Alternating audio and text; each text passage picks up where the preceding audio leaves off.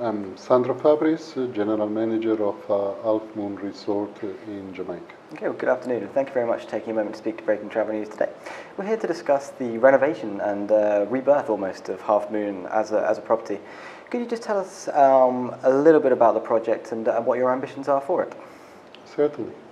Half Moon is over 60 years old. It was opened in '54.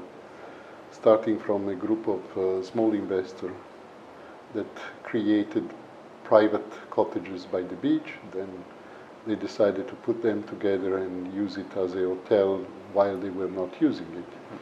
And slowly it has been acquired by a family that took the majority of the property, and since 60 years now, over 60 years, is one of the top resorts in Jamaica. As all the 60 years old men and ladies, he needs some care and some revamp. The project we undertake already started a few years ago with the renovation of the Sugar Mill restaurant first, creation of a new back of the house with all the main services, and now we started a full renovation of a third of the hotel, basically. Last month of April, we closed 44 quay, one restaurant and one swimming pool to reopen next year, 2018, in November, with 57 new rooms, a swimming pool for adult only, 3 new restaurants and 4 new bars. And the centerpiece of that is going to be a project you're calling the Great House, which is going to be... One of the part of the project is the creation of the Great House. Great House is going to replace the existing lobby.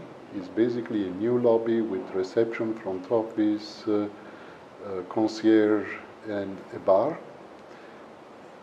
that will have a great view over the ocean.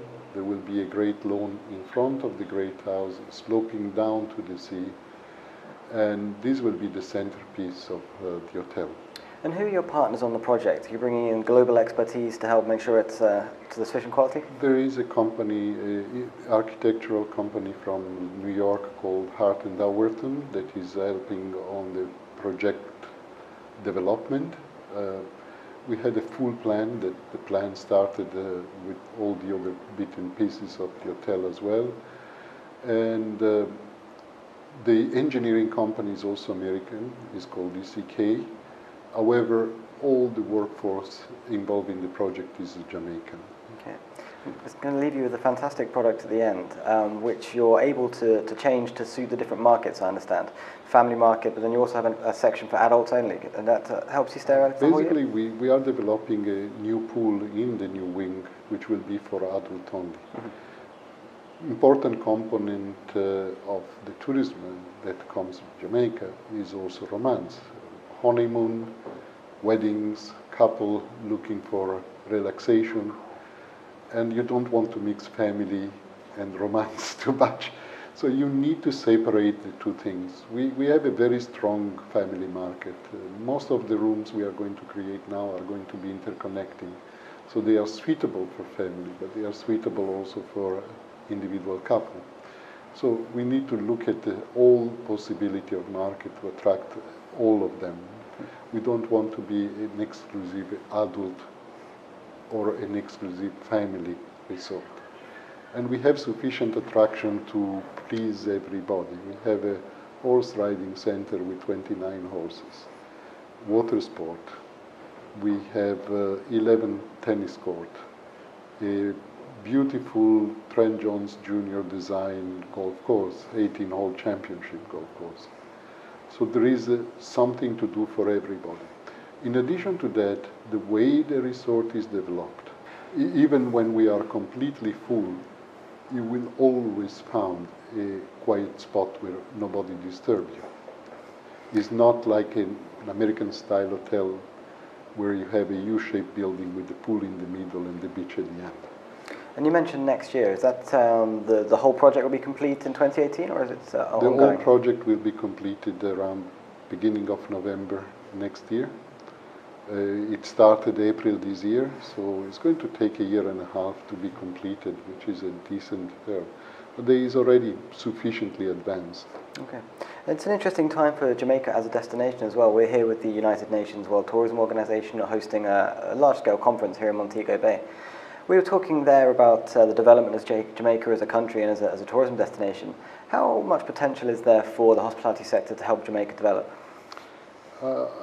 I arrived in Jamaica 3 years ago, and I was very surprised for the very positive interaction between the political establishment and the Jamaican Tourist Board with the local hotelier and tourism association.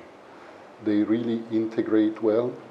We talk each other and they listen us. I think there is a very strong push for tourism in Jamaica, which is very well supported by the Tourist Board.